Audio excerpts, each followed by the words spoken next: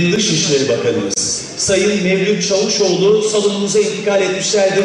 Kendilerine törenimize hoş geldiniz diyor, saygılar sunuyoruz.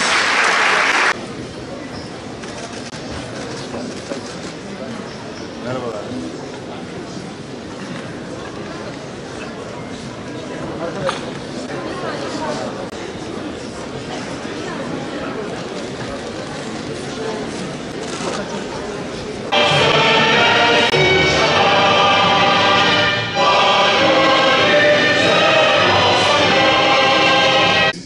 Türkiye için değerlisiniz ve bizlerin değerli, yani geleceğimiz için önemli gençlerimizsiniz ve değerli beyinlerimizsiniz.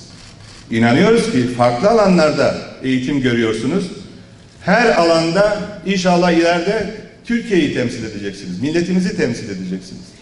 Burada yurt dışından gelmiş öğrenciler de kendi ülkelerinin gelişimine ve kalkınmasına katkı sağlayacaklar ama Türkiye ile ülkeleri arasında da adeta birer gönül köprüsü olacaklar ve ülkemizin gönüllü birer büyükelçileri olacaktır. Ama bugünün gelişmelerini çok iyi takip etmemiz lazım. Nerede sorunlar var? Bunları nasıl çözebiliriz? Nerede fırsatlar var? Türkiye için fırsatlar nerede doğuyor? Hangi kıtada? Nerede? Ve bu fırsatları nasıl yakalayabiliriz? Ayrıca var olan sorunları nasıl çözebiliriz?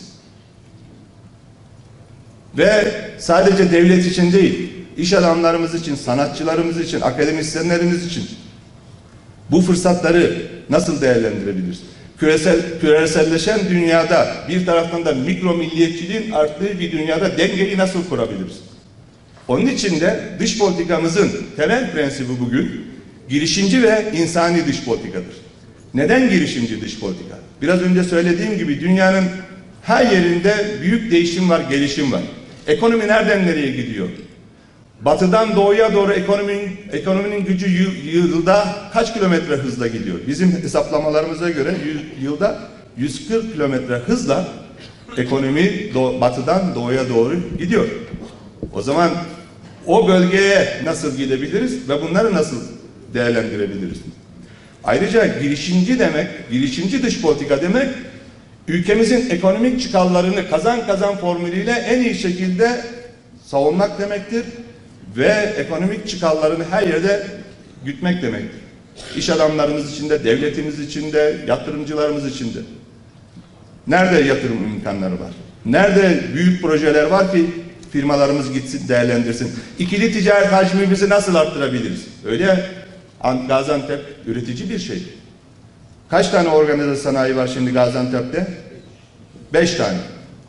Ve kaç tane ilde 5 tane organize sanayi var? Bu işte Gaziantep'in ne kadar çok ürettiğinin göstergesidir. Bu anlamda belki de Türkiye'de en önde gelen illerden bir tanesi. Bakmayın bugün dostluğumuza, müttefikliğimize ve diplomatik olgunluğa yakışmayan Amerika'nın aldığı karara. Bu karar hiçbir şekilde doğru değildir. Biz de karşılığını verdik. Bunu da aşarız, o problem değil. Ama bugün biz dünyanın her yerinde vizeleri kaldırıyoruz. Bir taraftan da pasaportsuz kimlikle seyahati sağlıyoruz. Bazı Avrupa ülkeleriyle. İşte bu sene Ukrayna ile pasaportsuz kimlikle seyahat. Gürcistan'la zaten bunu yıllarca yapıyorduk. Yanı başımızda Suriye'de bu kriz olmadan önce engelleri, sınırları kaldırmıştık. Türkiye'nin işte girişimci dış politikasının unsurudur.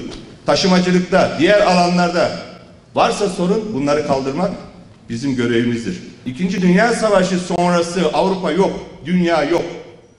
Ve bugün yaşadığımız, bizim etrafımızda yaşanan sorunlara bakın hangisi çare olabilmiştir?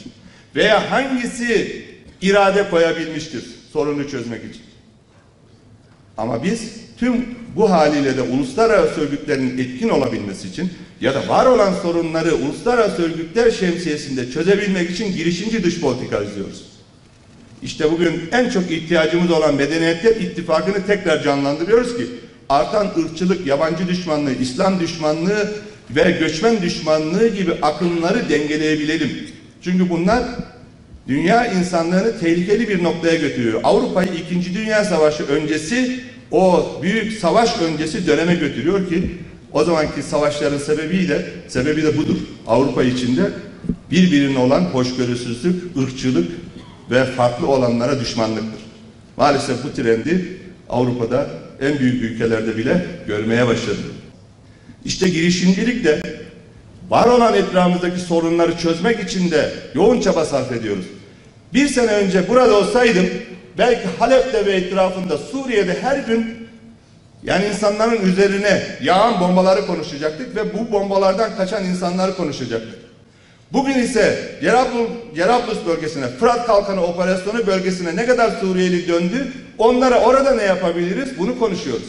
Bugün ise İdlib bölgesinde çatışmasızlık bölgesini nasıl tesis edebiliriz, çatışmaları sıfıra nasıl indirebiliriz bunu konuşuyoruz. Çünkü geçen seneye göre çatışmalarda çok ciddi bir azalma oldu. Bu nasıl oldu? Halep'le beraber Türkiye'nin inisiyatifi, Rusya ile beraber işbirliğimiz, daha sonra İran'ın da bu sürece dahil edilmesiyle sahada ateşkesi büyük oranda azaltmamızdır.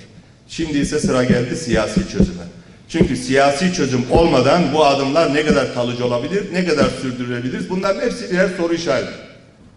Yani sadece DAEŞ gibi terör örgütüyle mücadele etmek yetmez. Terör örgütleriyle mücadele etmemiz lazım. Operasyonlarımızla biz de DAEŞ'e sınırlarımızı tamamen kapattık. Kilisimiz, Gaziantep'imiz kendisini daha fazla güvende hissediyor şimdi. Ama siyasi bir çözüm olmadan Suriye'de istikrar olmaz. İşte Irak. Irak'taki gelişmeler. Biraz önce Irak konsolosluğunu da gördük burada. Bir referandum süreci. Bu referandumun yansımaları. Ne oldu? Biz o kadar girişim yaptık ki bizim sözümüzü dinlemeyen şimdi Barzani çok ciddi sorun yaşıyor. Düşündü ki referandum yaparsa masada güçlü olacak. Şimdi masada bile yok. Oturamıyor. Düşündü ki Kürt kardeşlerimizi kendi etrafında arkasında birleştirecek ve başkanlığını ilelebet götürecek. Şimdi oradaki Kürtleri darmadağın etti, böldü, parçaladı. Düşündü ki daha fazla kazanımlar elde edecek, var olan kazanımlar da gitti. Ve bunların olacağını kendisine dostane bir şekilde, net bir şekilde söyledi. Söz dinlemezsen, bir dostun tavsiyesini dinlemezsen başına gelecek o. Ama biz Suriye'nin güvenliğini tesis etmek için, Suriye'nin sınır bütünlüğünü, toprak bütünlüğünü korumak için ikili düzeyde ve bölgesel düzeyde ve küresel düzeyde çabalarımızı sürdüreceğiz, sürdürüyoruz. Çünkü bu bölgenin istikrarı, güvenliği bizim için önemli. Biz yani burada yaşayan kardeşlerimize sahip çıkmaktan dolayı hiçbir zaman üzüntü duymadık.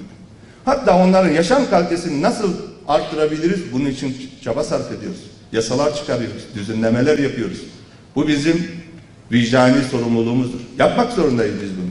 Ama sadece Türkiye'de değil, dünyanın her yerinde nerede darda bir insan varsa o insanın imdadına yetişen ilk ülke hep Türkiye oluyor. Hep Türkiye'nin kurumları oluyor. AFAD'ımız oluyor, Kızılay'ımız oluyor, TİKA'mız oluyor. Ayrıca insanların yaşadığı yerdeki sorunlarını çözmezseniz o sorun da size gelir, insanlar da size gelir. Bu değişmez bir kural. Bu terör için de geçerlidir. Yani terörü de neredeyse gidip yok etmezseniz o terör size gelir. Benden uzakta, bana dokunmaz, benimle bir ilgisi yok demeyeceksiniz. Bugün dünyanın terörle mücadelede en büyük yanlışı bu. İdeolojik yaklaşımların dışında en büyük yanlışı, anlayışı bu. İdeolojik yaklaşımlar ise bugün dünyada terörle mücadelede bir çifte standart oluşturmuştur. Bugün PKK'nın Avrupa'da destek bulmasının en büyük sebebi Avrupa'daki aşırı solcular, Marksist ve komünistler PKK ile aynı ideolojiye sahip olduğu için onu bir terör örgütü olarak görmek istemiyorlar. O zaman senin ne farkın var? Sen gidiyorsun insanlara anlatıyorsun politikanı, oy topluyorsun. O ise elinde silah insan öldürüyor. Zorla insan kaçırıyor. İşte bu vizyondan uzak bir bugün Avrupa'yı yaşıyoruz maalesef. Hasan Kalyoncu Üniversitesi Mütevelli Heyet Başkanı Sayın Cemal Kalyoncu teşriflerinin hatırasına bu özel armağanı Dışişleri Bakanımıza alkışlarınız eşliğinde takdim ediyorlar. Üniversitemize teşekkürlerini iletiyoruz. Yardımcılarımızı, dekanlarımızı ve bölüm başkanlarımızı sahneye istirham ediyorum. Sayın Büyükşehir Belediye Başkanımızı, Sayın Milletvekilimiz, Belediye Bölge İdare Mahkemesi Başkanımızın da burada olduğu. Sizlerden alkış istirham ediyoruz. Çok teşekkür ediyoruz katıldığınız için.